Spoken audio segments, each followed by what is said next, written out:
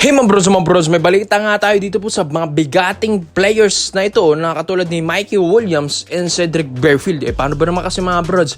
Ito yung minamata ngayon ng SMB na kukunin. Ito pong mga super players na ito. Siyempre medyo mahirap pero possible mga bros. Unahin muna natin. Ito pong kay Mikey Williams, although yes, ito pong sa loob ng 2 games ng Converge Fiber Xers ay walang talo. Pero ito pong si Mikey Williams ang isa sa mga nagpaparamdam na ngayon na bumabalik ng laro na ito. Nag-11 points per game yan sa loob ng 2 laro ng Converge at walang talo ang Converge niyan.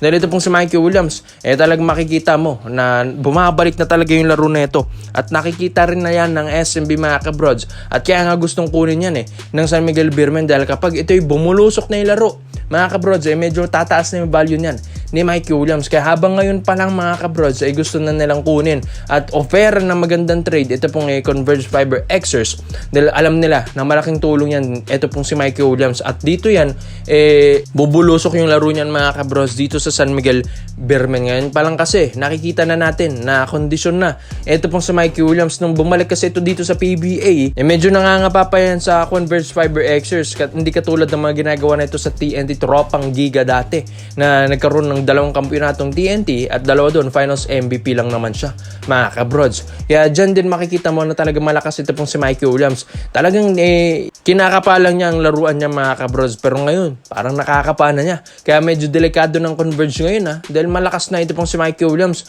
with Juan Gomez de Leano pa at gumagawa pa dyan ngayon si Justin Arana, Justin Baltazar. Kaya medyo mahirap na talunin ng Converge dyan sa Group A mga kabrods. Ito, katulad na lang din ng NLEX na 3-0 as of 3 games nila. Kaya mga kabrods, undefeated ng Converge sa loob ng 2 laro kaya medyo magandang start ito para sa kanila. Kaya okay na makuha ng SMB at offer na ng maganda.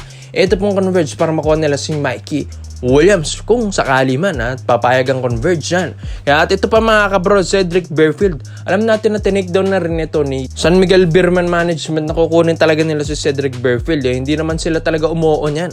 Pero mga kabrods, nung nakita na ngayon ito pong performance ng Blackwater Bossing dahil alam din naman natin ng Blackwater sa loob ng isang laro nila unang panalo nila ito mga kabrods. At grabe tinalo at tinambakan lang naman nila ito pong semi-finalist last season na Rain or Shine Elasto Painters at ito unang panalo ng Blackwater Bossing dyan sa Group B. Unang laro ng Ross, tambak. Unang panalo ng Blackwater Bossing, tambak din. And ito, panalo pa. At ito pong si Cedric Berfield ay gumawa lang naman ng 24 points.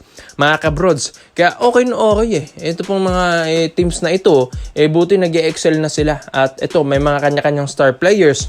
Pero yun nga, ito, namamata na naman ang San Miguel Beermen. Ito pong si Cedric Berfield, una, tinake down nila. Pero ngayon, nung nakita nilang tinambakan ng Reno Shine na hindi na rin basta-bastang kupunan, mga kabrods, na may Aaron Fuller pa, mga kabrods na import. Ito, nagustuhan na naman nila. Ito pong si Cedric Berfield. Kaya nga okay na makuha ng SMB ito dahil napakalaking tulong na ito. Super scorer na local itong si Cedric Berfield. Sabi nila para kang mayroong import na kapag makuha mo ito pong local player na ito. Grabe rin kasi ito pong point guard na ito, 6'2", na kayang umiscore talaga na parang Mikey Williams din. And talagang tiba-tibang SMB kung makuha nila si Cedric Berfield. Pero kailangan, offer nila na maganda. Ito pong Blackwater Bossing, hindi lang basta-basta ang offer. Ito pong SMB na dapat gagawin nila. Kaya ito mga kabrods sa tingin nyo ba makukuha ng SMB ito? Ito pong sina Mikey Williams or si Cedric Berfield man lang mga kabrods or kahit isa lang mga kabrods dahil ito pong SMB hindi pa sila nakukontento sa lineup nila ngayon dahil gusto nga talaga nilang bumawi ngayong Governors Cup at makuha yung kampeonato ngayon dahil medyo mahirap yung kanilang bracket dahil kasama nila yung TNT, Converge, and Lex sa Group A kaya medyo matrabaho ang bracket ngayon ng San Miguel Beermen. Kaya komento mo lang mo dito mga brods at isa natin yan. Dito naman po tayo sa kabilang balita naman natin mga brods Ito nga, anak ni Justin Brown na si Justin Brownlee Jr. 14 years old pero 6'4" na at ito namang si Musa Diakite 16 or 17 years old naman ito mga kabrods pero 6'10" na. Ito yung mga players or mga junior players na gustong i-draft ng Ginebra soon. Mga kabrods, unahin muna natin dito kay Musa Diakite. Ito, 6'10 ito 17 or 18 years old na rin ito mga brods. 16 to 18 kasi ang nakikitang age natin. Pero mga kabrods, napakabata at napakalaki Ito kasing si Moussa Diakite from Mali. Ngayong naglalaro ngayon sa National University Bullpups. Yes, ang junior division ng NU mga kabrods ngayon sa UAAP Juniors Division.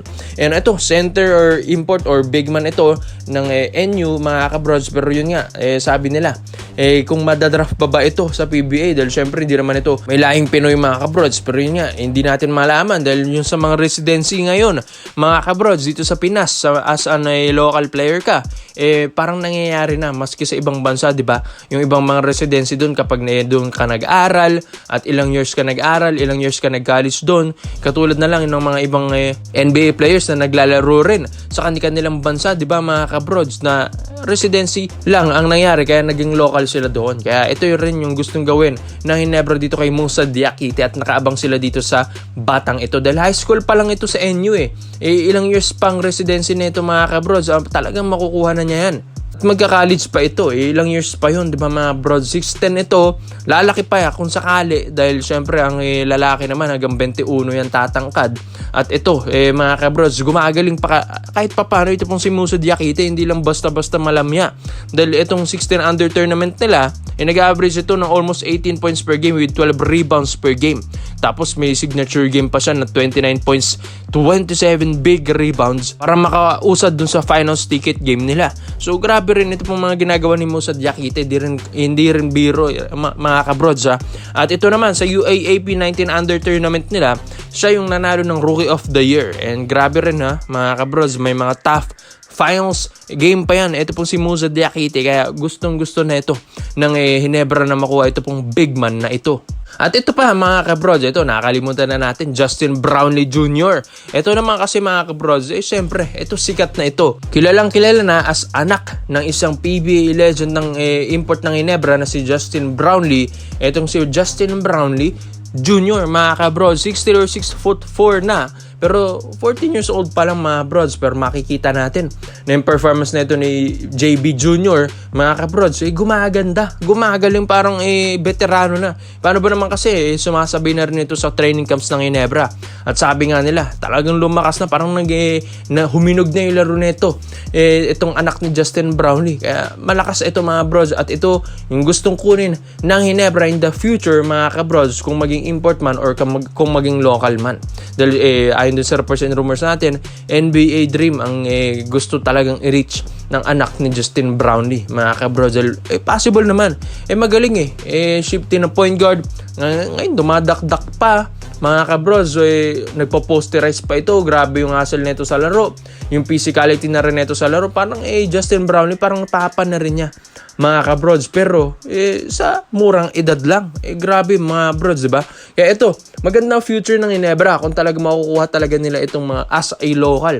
Ito pong 6'10" na si Moussa Diakite na 17 pa lang mga kabrods, 18 pa lang. At ito pa, 14 years old naman na Justin Brownlee Jr. na 6'4". So mga kabrods, grabing future ng Ginebra kung sakali man.